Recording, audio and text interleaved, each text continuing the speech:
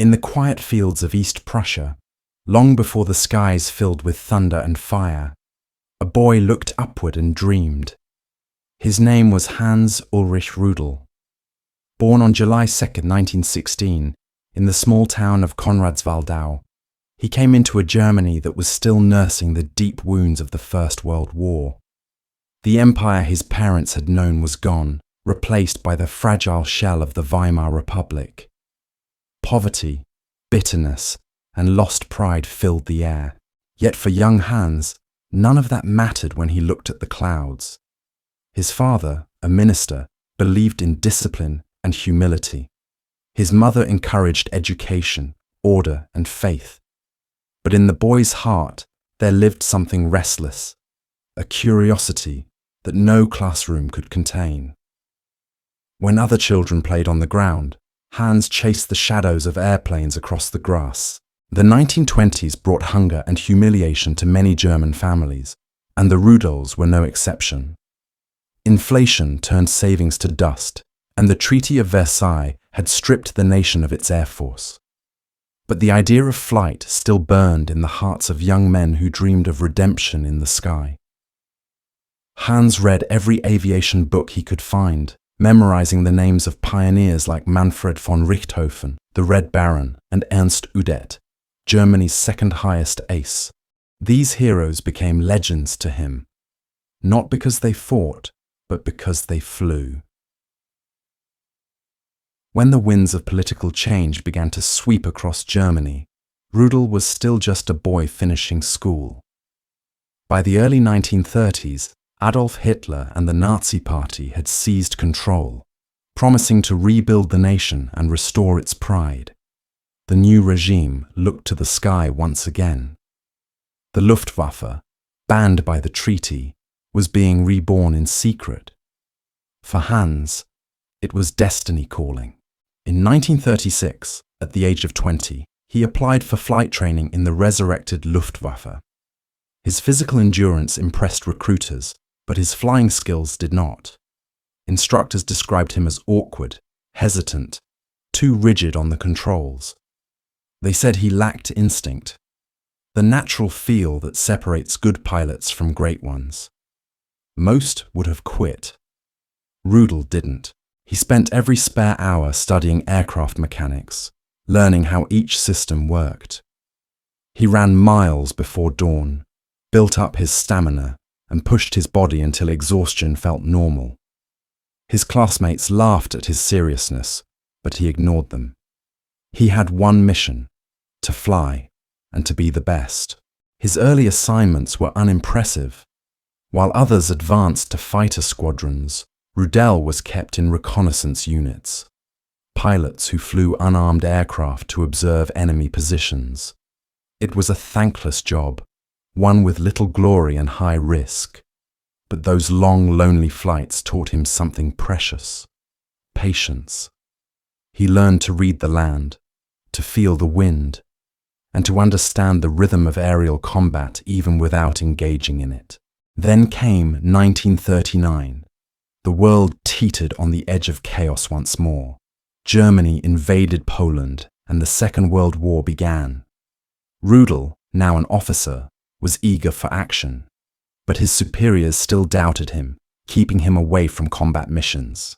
Frustration built inside him like steam inside a sealed engine. He requested transfer after transfer, each time rejected. His persistence became legendary in his unit. They called him the man who wouldn't stop asking. Finally, after months of pressure, he was assigned to a dive bomber training school, the Sturzkampfgeschwader, where pilots learned to master the Junkers Ju-87, better known as the Stuka. The Stuka was a terrifying machine. Its distinctive inverted gull wings and fixed landing gear gave it a strange, almost bird-like appearance. But what made it truly feared was its Jericho trompete, the screaming siren that howled as the aircraft plunged toward its target. To those on the ground, it sounded like the voice of doom. To Rudel, it was music.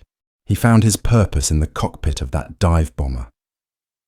Where others hesitated to dive vertically at the earth, Rudel felt calm.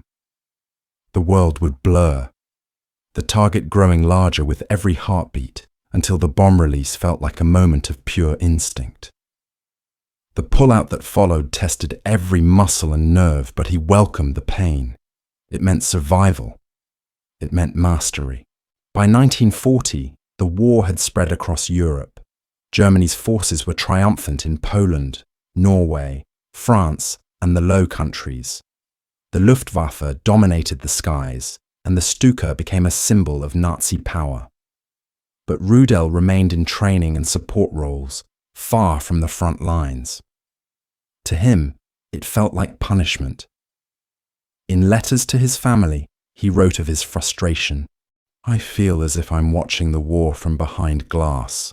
I'm ready, but they won't let me prove myself." He wasn't alone in his impatience. Many young officers wanted glory, but Rudel's drive went deeper. It was obsession. He wanted to test himself against fear itself. When Operation Barbarossa, the invasion of the Soviet Union, began in June 1941, Rudel finally got his chance. The Eastern Front would become his crucible, a vast, brutal battlefield stretching from the Baltic to the Black Sea. The Luftwaffe needed every available pilot. Rudel was transferred to Sturzkampfgeschwader II Immelmann, a Stuka wing named after one of Germany's earliest air heroes. He arrived in the East as part of a machine of destruction, unlike anything the world had seen. German panzers rolled across the steppe, infantry advanced through the forests, and the Stukas screamed overhead. For the first time, Rudel was part of the storm, but even as he prepared for his first combat missions, he carried within him a mix of excitement and unease. He had waited years for this moment, yet the reality of war was nothing like the glory he had imagined. He saw villages burning, civilians fleeing, soldiers dying in mud and smoke. The air stank of oil and blood. The front was not a place of honor. It was a furnace that consumed everything thrown into it. Still, Rudel's focus never wavered. His world was the cockpit, his language was the roar of the engine, and his heartbeat matched the pulse of the Stuka's dive. Each mission taught him more, about the aircraft, about the enemy, and about himself. In those early days, he began forming the habits that would define his legend: absolute discipline, tireless preparation, and a refusal to give in to fear. Where others saw limits, Rudel saw opportunity. The boy who once stared at clouds had found his place among them. The dreamer from Konradswaldau had become a warrior of the skies.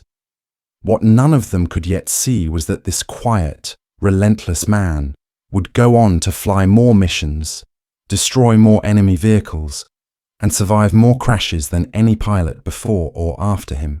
The legend of Hans-Ulrich Rudel was only beginning. The making of a dive bomber pilot. At the training airfields scattered across occupied Poland, Rudel learned the brutal art of precision bombing.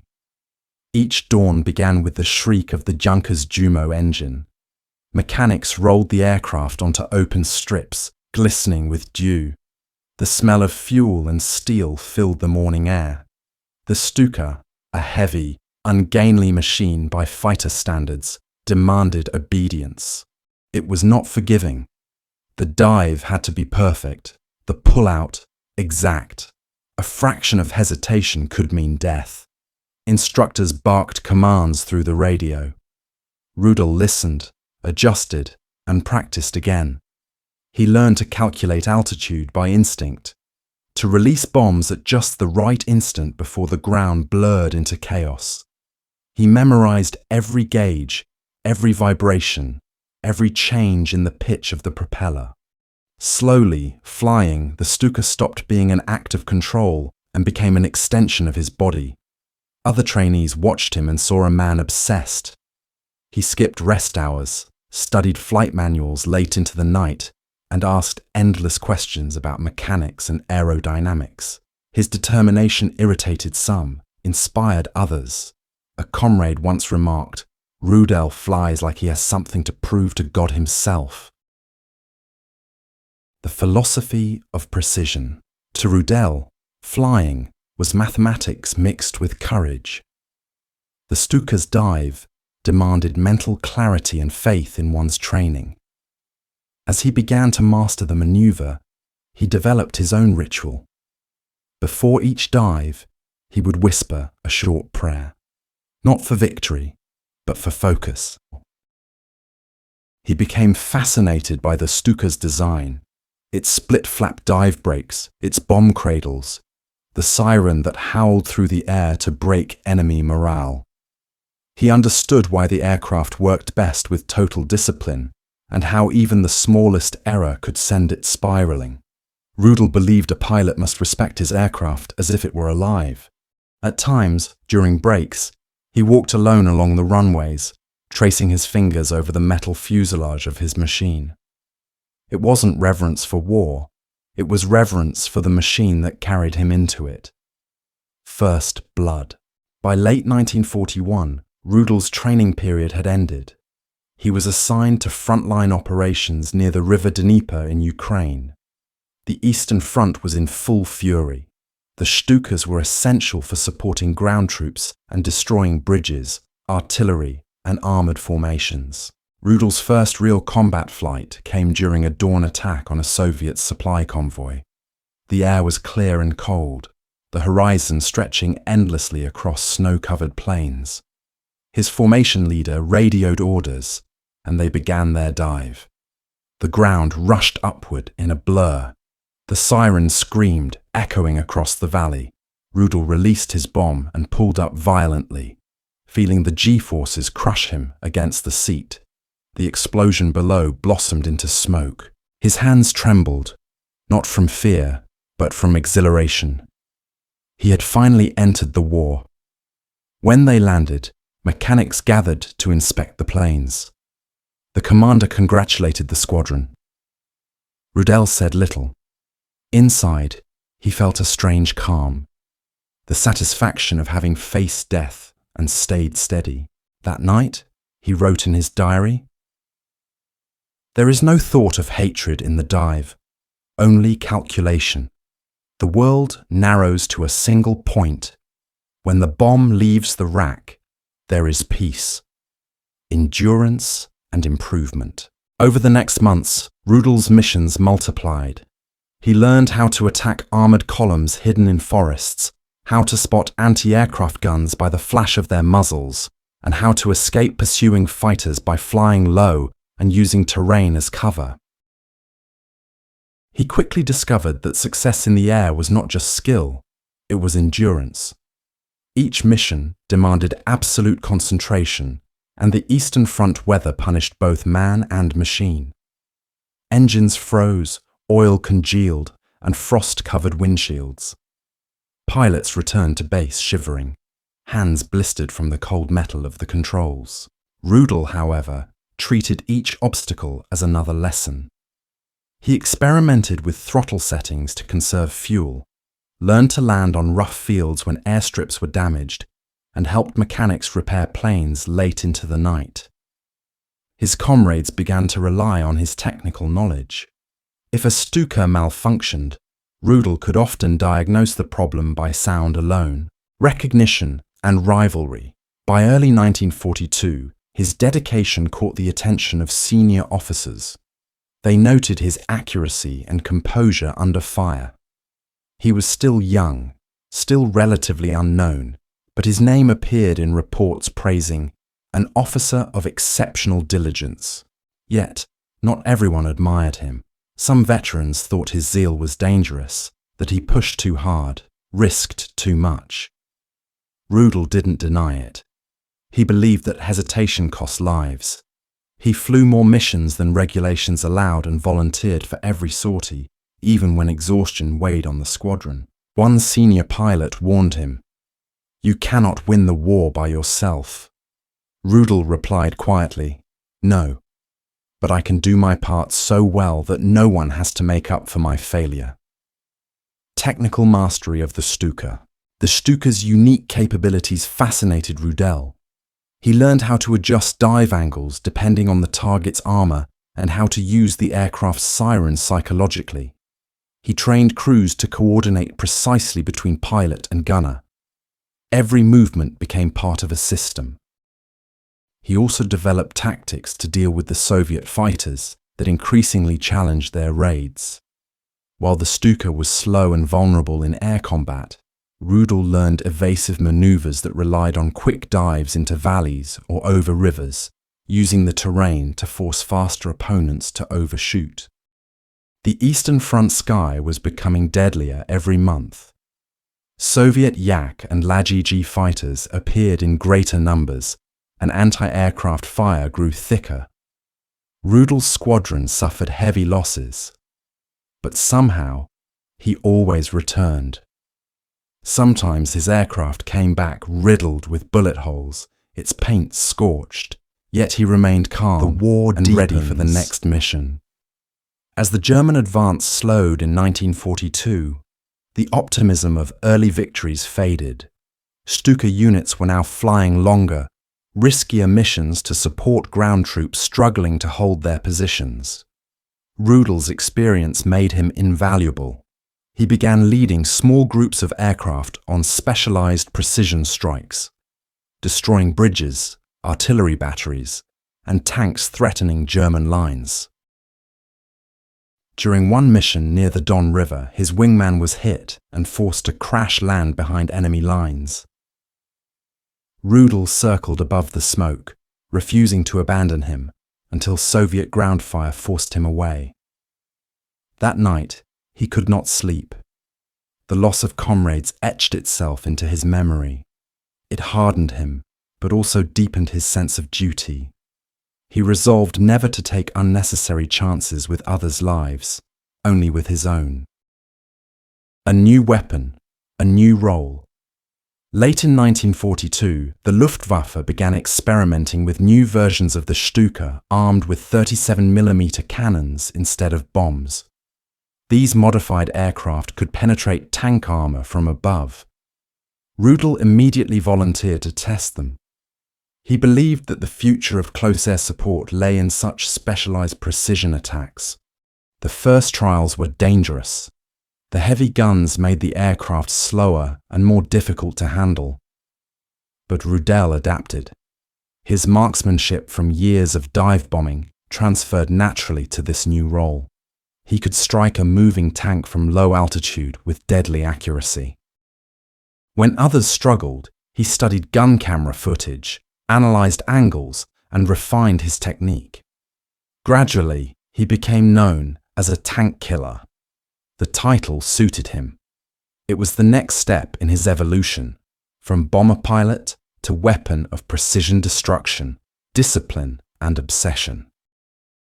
By now, Rudel's life had become entirely consumed by flying.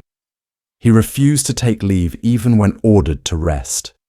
He ate quickly, slept little, and thought only of missions. Fellow pilots joked that he belonged to the air more than to the earth. In private, some worried about him. His single-minded focus bordered on fanaticism. But for Rudel, there was no alternative. The war had taken his youth, his peace, and his comfort, but given him a purpose. Each morning, he stepped into the cockpit with the same ritual gesture. One hand on the throttle, one on the control column, eyes fixed ahead. He no longer dreamed of flight. He lived it. The edge of transformation. By the end of 1942, Rudel had flown hundreds of missions. He was still far from the legend he would become, but the foundations were set.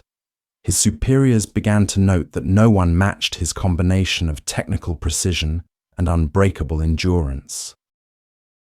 The Eastern Front was changing. The Battle of Stalingrad raged, draining German resources and morale. The skies over the Volga became graveyards of steel and smoke. Rudel flew supply and attack missions in support of encircled troops, often under impossible conditions. The lessons of these months, discipline, survival, and adaptation would shape his next chapter. When he returned from one particularly grueling sortie, a comrade asked him how he managed to stay calm amid such chaos. Rudel answered simply, "Because fear doesn't change the result. Work does." He had transformed from a determined trainee into a disciplined, fearless warrior. The boy who once struggled in basic flight training was now the Luftwaffe's most reliable strike pilot. Methodical, relentless, and certain that his path lay not in glory, but in the perfection of his craft.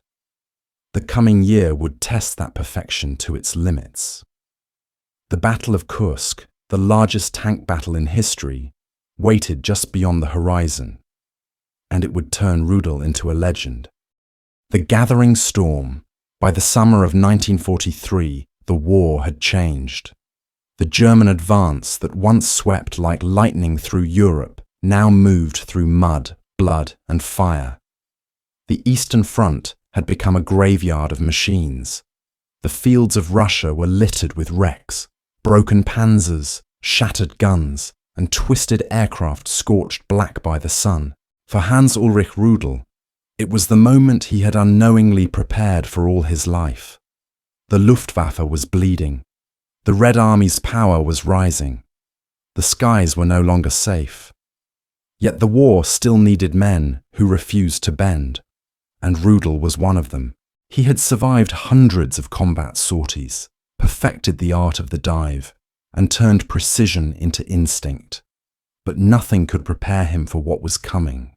The Battle of Kursk, the largest armoured confrontation in history.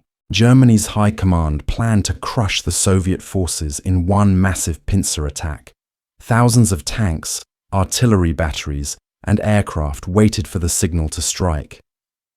The Stuka squadrons, once symbols of Germany's early victories, were now tasked with stopping waves of Soviet armour that threatened to overwhelm the front. Rudel's group, STG-2 Immelmann, was stationed near Orel, a few hundred kilometers south of Moscow. The airstrip was a sea of dust and oil. Mechanics worked without sleep, loading bombs, tuning engines, patching holes in fuselages riddled from past battles. The pilots knew this was not just another operation. This was a fight for survival. The first sorties.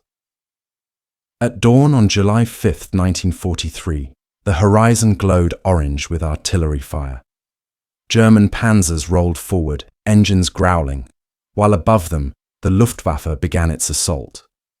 Rudel climbed into the cockpit of his familiar Ju-87D3 Stuka, the machine that had become an extension of his body. The air was thick with dust and tension. When the signal came, his formation roared into the sky. The sunlight flashed off their wings as they climbed into position. Below, Soviet tank formations stretched for miles. The enemy had prepared. Anti-aircraft guns ringed every position, spitting fire into the sky. Rudel's voice crackled over the radio. "Stay tight, pick your targets, make every dive count." He pushed the control column forward, and the world tipped into a blur. The Stuka screamed downward, the Jericho siren wailing like a banshee. Flak bursts erupted around him, black puffs tearing the sky apart. He held steady, sighted a Soviet artillery battery, released his bombs, and pulled up just in time. The blast below sent a column of smoke spiraling into the clouds. The first day of Kursk was a storm of metal. German and Soviet forces clashed with unimaginable ferocity. In the air, the Stukas fought to halt the Red Army's armoured counterattacks. Rudel flew sortie after sortie, sometimes 5 or 6 in a single day. He landed only long enough to refuel, drink water, and check his guns. Then he was back in the air. The mechanics began to call him Der Unermüdliche, the tireless one. The birth of the Cannon Stuka. As the battle raged, Rudel and his comrades faced an enemy the Stuka's conventional bombs could no longer stop: the T-34 tank. Fast, heavily armoured, and numerous, it could shrug off near misses. The old dive-bombing tactics, deadly against soft targets, were less effective against Soviet steel. Rudel refused to accept defeat. Working closely with engineers, he helped test a modified Stuka fitted with 2 BK-37 cannons, one under each wing. Each fired armor-piercing shells powerful enough to destroy a tank with a single direct hit. The aircraft was heavier and slower, but if handled correctly, it was a scalpel in Rudel's hands. He studied every angle: attack speed, altitude, approach direction. He practiced hitting abandoned tanks on test ranges, learning how to strike from low altitude, aiming for the vulnerable engine deck behind the turret. When he finally took the modified Stuka into combat, the results were devastating. During one mission near Belgorod, Rudel destroyed 4 T-34s in a single sortie. His voice, calm and focused, guided his formation through radio. "Aim low, fire once, don't waste ammunition." Word spread quickly across the front. Pilots began to refer to the cannon-armed Stuka as the Panzerknacker, the tank cracker. Soviet crews learned to fear the slow, howling aircraft that descended out of the sun, guns flashing, death following in its wake.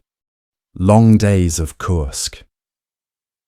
For nearly 2 weeks, the sky above Kursk burned day and night. The roar of engines never stopped. The smell of cordite and burned metal filled the air. Rudel flew mission after mission, his eyes red from exhaustion, his face darkened by oil and dust. He no longer thought of days or nights, only of targets and survival. His gunner, Ernst Gardemann, stayed beside him through every flight, reloading ammunition and scanning for fighters. They became a single unit: pilot and gunner, hunter and guardian. During one attack on a Soviet armoured column, their aircraft was hit by flak. The left wing shuddered, control cables snapped, but Rudel managed to crash land near German lines. He and Gardemann escaped the wreckage just before it exploded. Within hours, Rudel was in another aircraft flying again. The commanders noticed. Reports described his actions as beyond expectation. His precision destroyed dozens of tanks, trucks, and artillery pieces. But what impressed his comrades most was his composure. Under fire, Rudel's breathing never changed. He spoke over the radio as if reading a checklist. One evening, after returning from his 800th combat mission, he stood silently beside his aircraft, watching mechanics patch bullet holes. A fellow pilot approached and said, "You make it look easy." Rudel turned to him and replied softly, "It's never easy. It's only necessary." Recognition and relentlessness.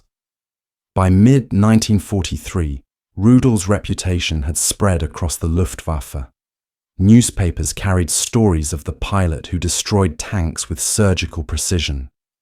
Propaganda officers wanted photographs, interviews, even film footage.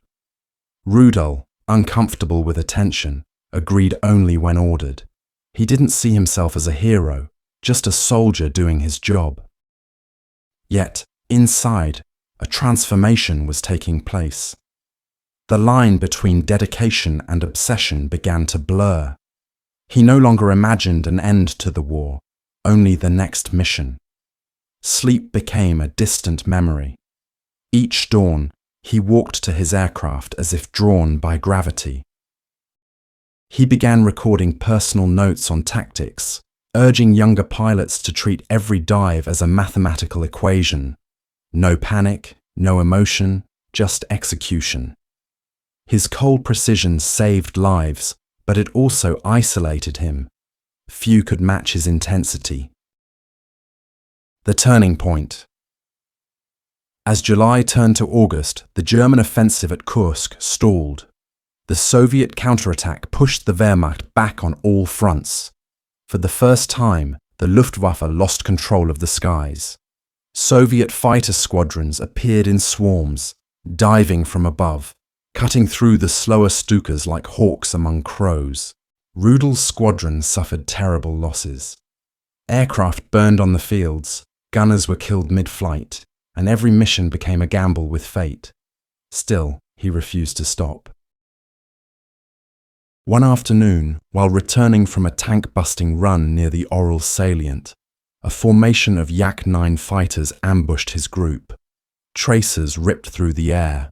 Rudel banked sharply, evading one attack, then dove to treetop height, skimming the landscape at over 400 kilometers an hour. The fighters followed, but he used the terrain to vanish into valleys and forests. When he returned to base, his plane was riddled with holes. Garderman, pale and shaken, muttered, "We should be dead." Rudel only said, "Then we'll fly again tomorrow to see if death was wrong." Becoming a symbol. The failure at Kursk marked the beginning of Germany's long retreat, but Rudel's personal legend grew larger. By autumn 1943, his tally of destroyed tanks climbed past 100. His tactics were studied by other units, and his name circulated through both friend and foe. To Soviet soldiers, the Stukas led by Rudel became a haunting presence, an omen of destruction.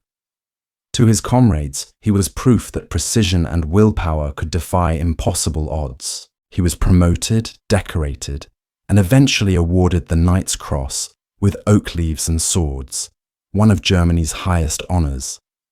The ceremony was brief. When the general pinned the medal to his uniform, Rudel simply asked, "May I return to my unit now?"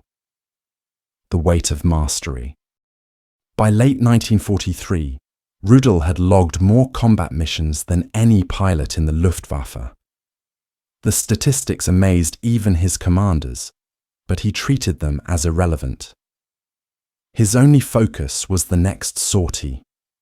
He began flying alone at times, searching for Soviet tanks hidden near rivers or forests, striking with deadly precision and returning without escort. He understood the land like no map could show. The curves of rivers, the glint of metal under snow, the movement of dust on roads. He could sense where the enemy was before seeing them. Some called it intuition. He called it experience. But mastery carried a price. The constant tension wore down his body. He lost weight, slept in short bursts, and bore the look of a man who had stared too long into the face of danger. His comrades began to worry. One night, a young pilot asked him, "Do you ever think about stopping, sir?" Rudel answered without turning his head. "A man only stops when his duty is done. Mine isn't." Aftermath of Kursk. When the Battle of Kursk finally ended, the German dream of victory in the east died with it. The Red Army advanced relentlessly, pushing the front westward. The Luftwaffe, weakened by losses, was forced into defensive operations. Yet Rudel's legend emerged brighter than ever. In official reports, he was credited with destroying over 70 tanks during the battle alone, along with countless artillery pieces and vehicles. His name appeared in military communiqués across the Reich. To the German High Command, he was a symbol of hope in a darkening war. To the Soviets, he was a shadow that haunted the battlefield. As winter descended again on the Eastern Front, Rudel stood beside his aircraft, snow swirling around him, the wind howling through the broken hangars. He touched the cold metal of the Stuka and whispered, "You and I, old friend, will keep flying until the end." He didn't yet know that the end would take years, that he would survive wounds, captivity, and the collapse of the empire he served. But for now, in the frozen silence after Kursk, Hans-Ulrich Rudel had become something rare, a man fused entirely with his machine, bound by purpose, driven by duty and feared by an entire army.